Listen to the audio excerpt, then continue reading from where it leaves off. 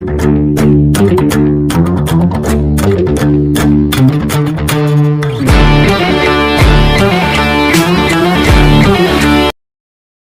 Sadhguru.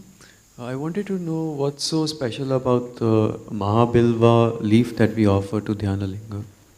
We have also been thinking of doing this, but in certain parts of the country, some people have tried to preserve all those leaves and flowers which are considered sacred. Why are they considered sacred? Why is one flower more sacred than the other? What is this nonsense all about? Is it some kind of a prejudice? See, right now, there are two trees here. This is Pongumaram and this is what? This is one of the common street side trees, I don't know what name they have for it. You must spend time. For all these things, you need to spend time. If you spend time with this tree and this tree, you will see if you become meditative, you will naturally move towards this, not towards that. Why is this so? After all, everything comes from the soil. The neem tree, the neem fruit and the mango fruit come from the same soil, but they taste very different, isn't it? Same soil, right here they're going side by side, but they taste very different. So, how this particular life processes the same soil and how that life processes the same soil is different. Or if you want to look at it that way, between a worm and an insect and yourself and one more other human being, what is the difference? All the same stuff. But still what we make out of it is different, isn't it? So in every society, it doesn't matter in how many ways you try to level societies and people will stick out.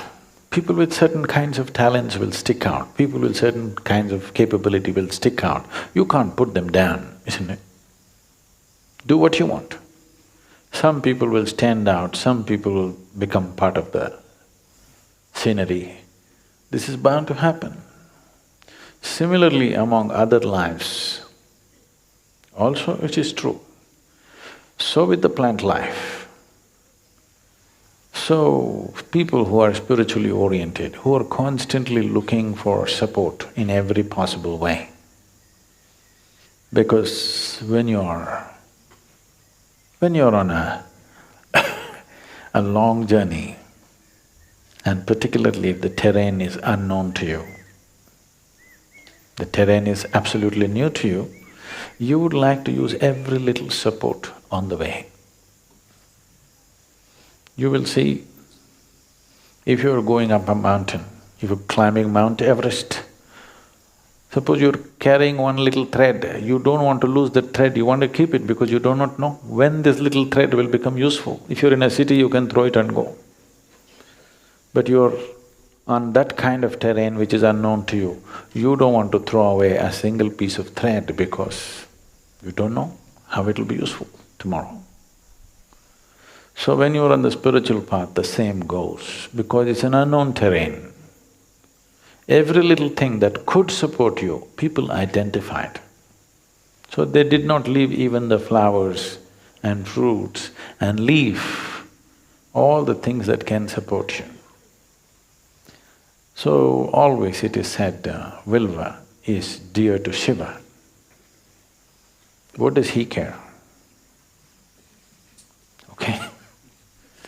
It's not that it is dear to Shiva. When we say it's dear to Shiva, in some way its reverberance is closest to that we refer to as Shiva. It is closer, it is in the direction. Like this we have identified many things, not just one particular leaf. We have identified many things, and only those things are offered because they become your means to get in touch. You're not going to leave the leaf with him, you put it there and then you take it with you, isn't it? Because this particular leaf has the highest capability to absorb that reverberance, and it's for you to pick it up and go. There are many, many materials like this, which are all recognized sacred tools that people are using. You need to understand this. This is not about gods. This is about you and your ability to access something. Suppose you can try this. You experiment like this. Go into Dhyana Linga, okay?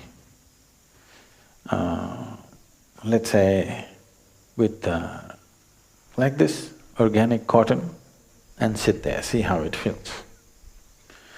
Go sit with raw silk and see how it feels.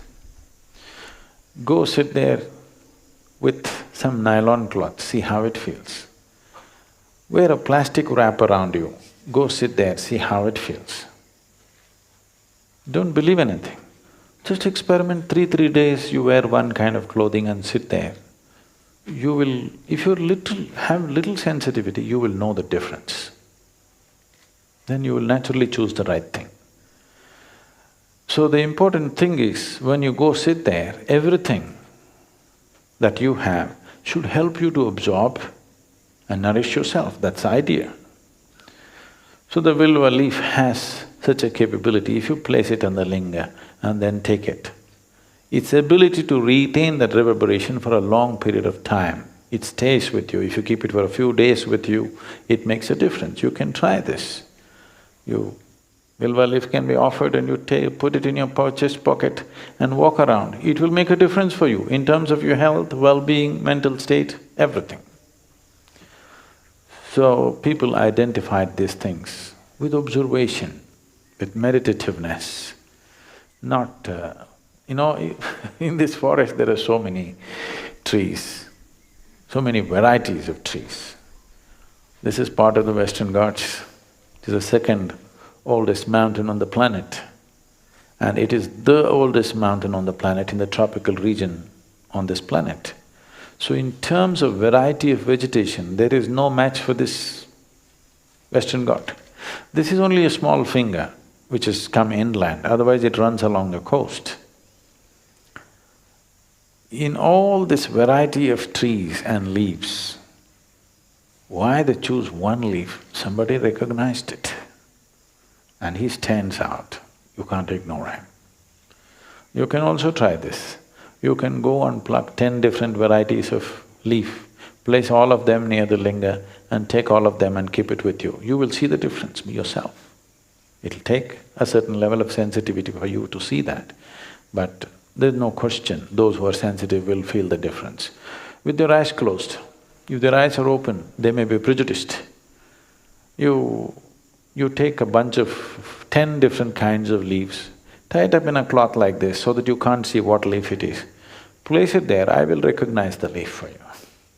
Other things I may not be able to recognize. You keep Vilva there, I'll say this is Vilva.